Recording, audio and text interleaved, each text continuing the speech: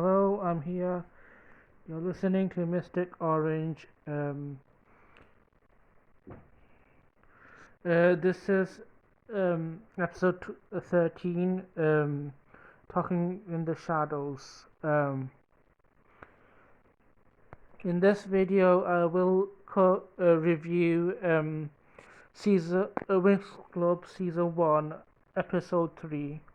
If I have time, I might manage to review Episode 4 as well.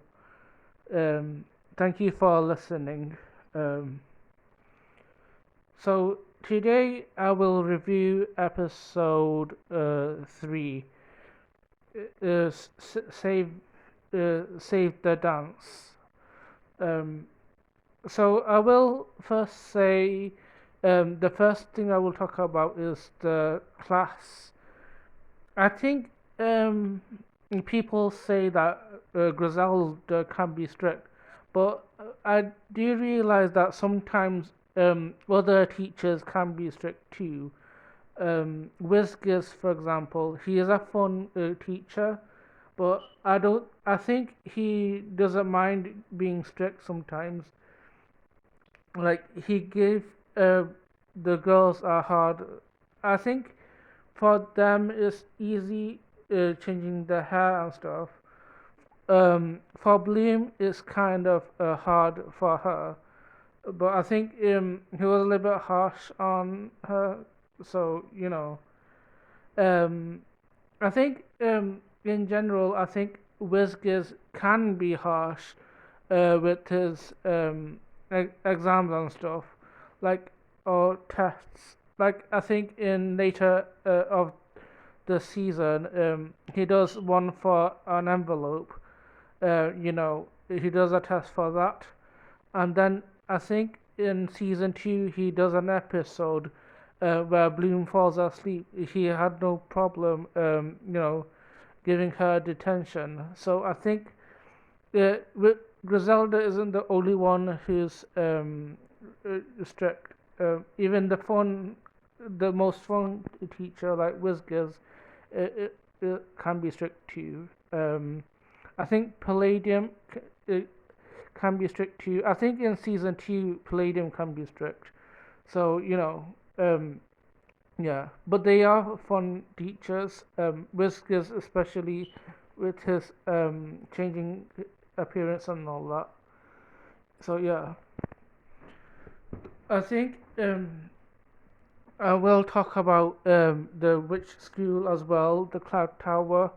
I think Cloud Tower is so wicked. I love Cloud Tower. I I think it's a good goth school, um, and I think Griffin is the coolest. I think Griffin might be my favorite teacher of all.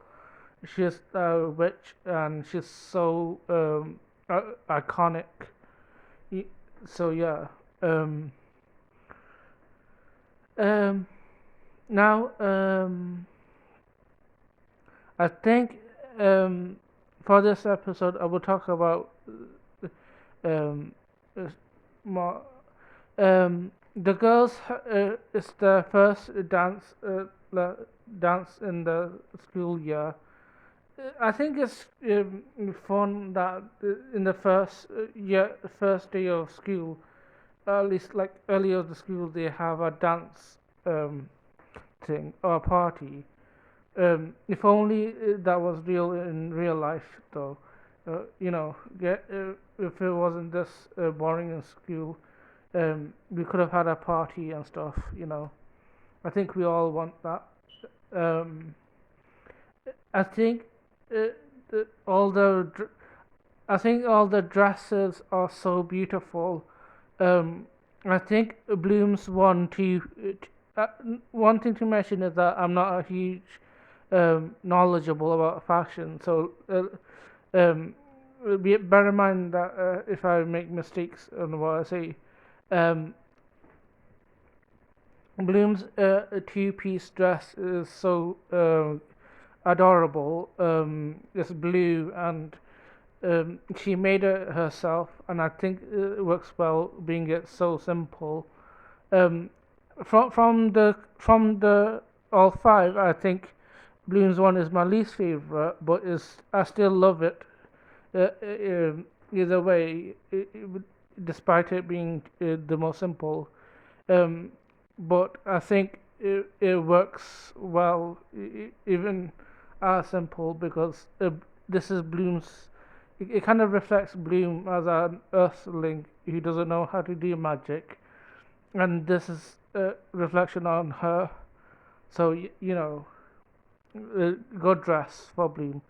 I think then it's Stella's dress, which is really beautiful. The orange, yellow, and blue. I like the how the orange and yellow and blue contrast. I think it reflects on Stella being the fairy of the sun and moon. I miss her most um, earlier clothes where they did have bits of blue in her outfit. I think for some of her newer clothes, there aren't much blue in her to represent the moon. So, you know, really like this dress. And she is right about being a good sale. So, yeah, Stella's dress is great as well. I think Musa's dress is really interesting. I, well, it's not like a dress, but it's kind of an Asian inspired dress. I'm not very educated on this, but you know, I'll talk about it. I do. Let me know what you think of Musa's dress.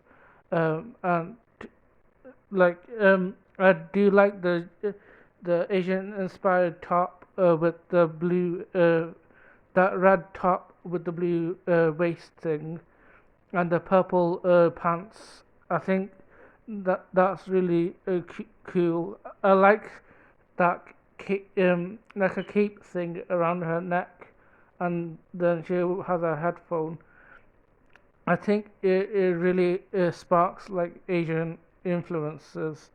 So you know, I think Misa's outfit is really in the most interesting.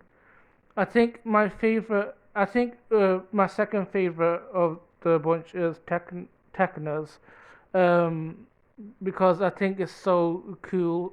Her light blue diva dress, as they mentioned in the Cinelume dub, is really is so cool.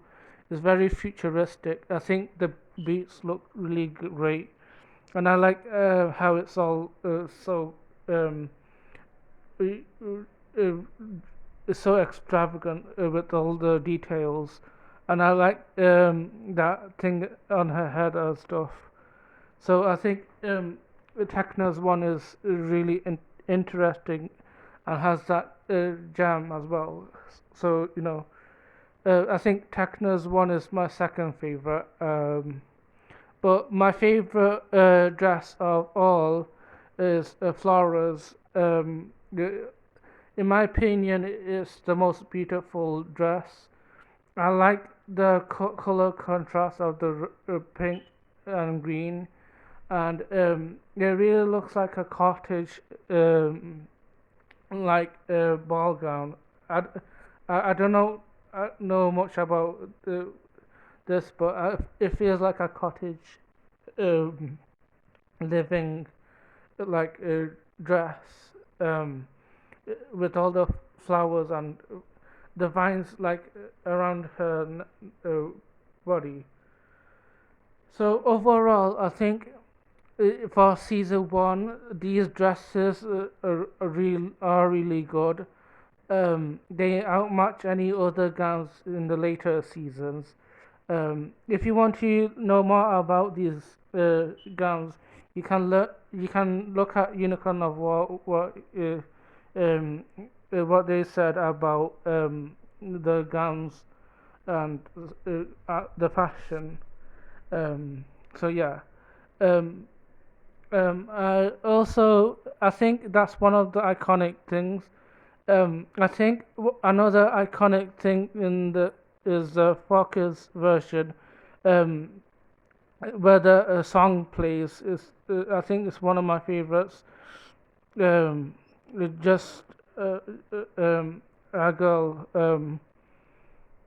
Uh, I think it's really a fun song.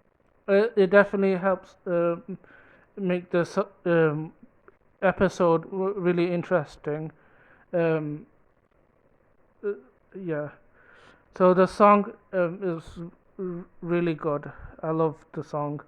Um, then then I think we meet the specialist. I think in this way we just try to see Sky. The others are a little bit not as focused, but Sky is a little bit focused because Bloom meets him. I think this is best way to introduce Sky. I think he did not need to be in season in episode one. You know, I mentioned in the first episode why I think the specialists weren't needed in that episode. I think this episode is a little bit better on how to introduce the specialists. Um, so yeah, uh, but I think it's not as depth, which I like. You know, we don't need to know a lot about the specialists, at least this early. Um, then I think we have those tricks who are after Stella's ring, um, which they think is the dragon fire. It has the dragon fire. I think their tricks are really funny when they try to capture the uh, egg and stuff, and they discover there's Pepe the duck. I think Pepe. I used to think Pepe was annoying when I was younger, but I do think he's cute now. Um, um, and then I think Bloom gets. I think um, I think the most highlight of this episode is Bloom getting her Winx. I think that whole scene in the fighting scene with Bloom uh, and the tricks really made it for me for this episode. I think the that's a big deal for Bloom, really. Like that's when her she actually gets her powers. So I think this episode is really important for Bloom. Um, so yeah, um, I think overall, I think this episode is really good. Um, I think it has so many good moments, like seeing the dresses, the song in the Fox's Dub, and the Blooms earning her Winx. So I think I can count this as one of the best episodes. So yeah, I will talk a little bit about episode 4 because I don't really like episode 4. Um, I don't think it's a really a fun episode. I think in the Fox dub, I think the best part about this episode is the song, and I do like that at some moment that Tekna does save Riven, and yeah, I think Riven is a little bit of a rude person. I don't really like Riven. I think you can see my ranking video of the specialist, and I can tell you I really don't like Riven. So yeah, that's my opinion on the Blackmud Swamp episode. Um, uh, I think Professor Palladium is really fun character, but yeah, I think I think overall, episode 4 isn't my favorite episode. Um, the highlight would be Tekna saving Riven. Um, if I had to pick anything from the episode. So yeah, that's my review for episode 3 and episode 4. I'm sorry that I couldn't go deep with episode 4, but I really don't like that episode. I think I think most Winx fans don't like that episode either. They do think it's a little bit of filler, but yeah. Anyway, thank you for listening. Make sure to like, subscribe for more videos. Uh, Thank you for watching, and goodbye.